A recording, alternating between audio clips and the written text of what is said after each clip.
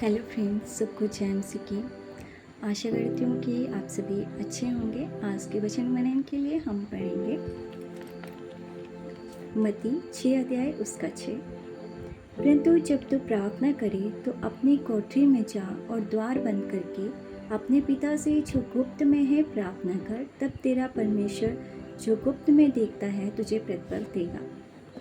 तो आज का हमारा विषय है कि आज की कलीसिया में सबसे बड़ा तबाही का कारण ना सुनी गई प्रार्थना नहीं बल्कि ना की गई प्रार्थना है। सच में आजकल का समय ऐसा है कि हम संसार की अभिलाषाओं में इतना डूब गए हैं कि हम परमेश्वर को भूल गए हैं। हम ये भूल गए हैं कि हमारा परमेश्वर के साथ कैसा रिश्ता है। और इस समय परमेश्वर के वचन से हम सीख रहे हैं।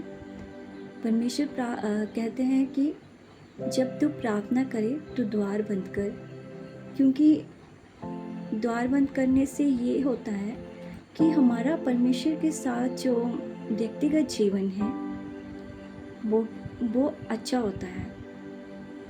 परमेश्वर के साथ एक हमारा अच्छा रिश्ता बनता है।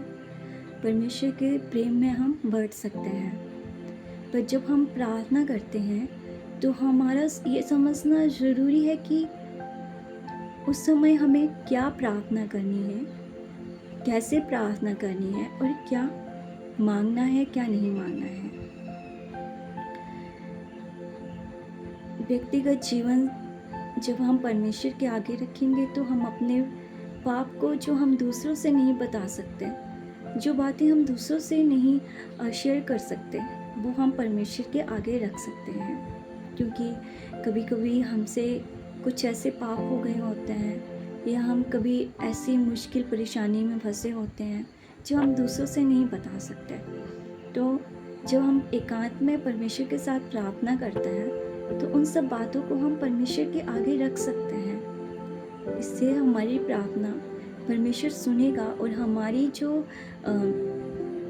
मन में चिंताएं हैं, परेशानियां हैं, उनका हल हमें परमेश्वर के पास ही मिले। और परमेश्वर उस परिस्थिति में हमें शांति देगा, हमारे मन में आनंद देगा और हमारा जो आत्मिक जीवन है वो बढ़ पाएगा। इसीलिए परमेश्वर के साथ हमारा एकांत में समय बिताना बहुत ज़्यादा ज़रूरी है। अगर हम प्रभु यीशु मसीह के जीवन को देखें तो जब उन्हें क्रूस पर चढ़ाया जाना था तो वो गतसमनी पहाड़ पर जाके परमेश्वर के साथ प्रार्थना करता है, एकांत में प्रार्थना करता है। यही प्रार्थना करते हैं कि हे प्रभु, तेरी इच्छा हो तो ये कटोरा टल जाए, मेरी नहीं बल्कि तेरी इच्छा पूरी हो। और वचन में परमेश्वर ये हमें सिखाते हैं कि जागते रहो, प्रार्थना करते रहो कि तुम परीक्षा में ना पड़ो। तो सच में हमारा आत्मा में जागना, प्रार्थना करना कितना ज़्यादा ज़रूरी है।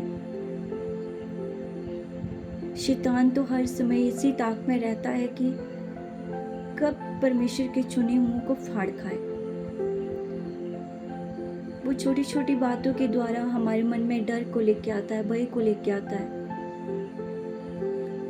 हमारे मन में घबराहट को लेके आता है। बहुत सारी बातें हैं जिससे हम कमज़ोर पड़ जाते हैं, हमारा मन चिड़चिड़ा हो जाता है, गुस्से से भर जाता है, दूसरों से बात करने का मन नहीं करता है।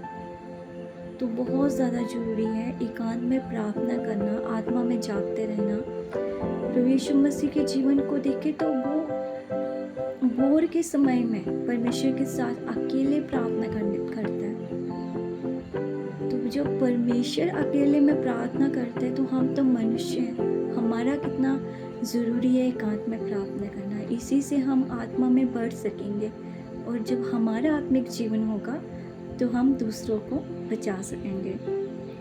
सबोपदेश की किताब में भी हम पढ़ते हैं, उसमें भी परमेश्वर अंत में हमें यही सिखाता है कि सबसे ज़्यादा ज़रूरी यही है कि हम परमेश्वर की आज्ञाओं का पालन करें, परमेश्वर की विधियों पे चलें, क्योंकि सबसे बड़ा कर्तव्य यही है।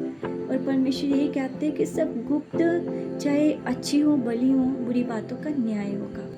तो सच में मेरे प्रियो बहुत ज़्यादा ज़रूरी है कि हम अपने व्यक्तिगत जीवन को परमेश्वर के साथ रखें। इससे हमारा जो परमेश्वर के साथ संबंध है वो गहरा होगा और हम आत्मा में बढ़ पाएंगे। और सच में जब हमारा जीवन बचाया जाएगा तो हम दूसरों के जीवन को भी बचा सकते हैं। आइए हम प्रार्थना करें।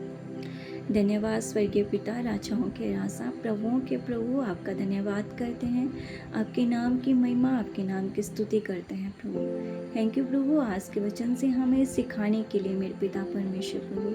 सच में मेरे पिता परमेश्वर प्रभु, आज की कलीसियाओं में मेरे पिता परमेश्वर प्रभु सबसे बड़ी तबाही का कारण यही है प्रभु, ना सुनी गई प्रार्थना नहीं बल्कि प्रभु ना की गई प्रार्थना है प्रभु। सच में मेरे पिता परमेश्वर, हम अपने व्यक्तिगत जीवन को तेरे आगे रखते हैं प्रभु। प्रार्थना करते हैं प्रभु कि हमारा जो व्यक्तिगत संबंध है प्रभु वो आपके साथ प्रभु गहरा हो सके प्रभु जी।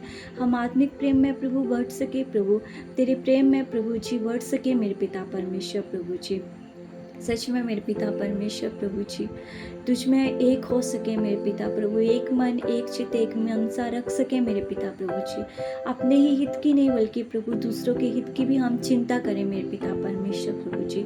जिस तरह से मेरे पिता परमेश्वर प्रभु आपने अपने आप को शून्य कर दिया प्रभु जी, इतने नम्र और दीन रहे मेरे पिता परमेश्वर प्रभु, वैसे ही खुदावंत प्रभु जी हमें आप आत्मा में बढ़ाइए प्रभु। हम नम्र बन सके, दीन बन सके प्रभु, तेरे प्रेम में बढ़ सके मेरे पिता परमेश्वर प्रभु जी।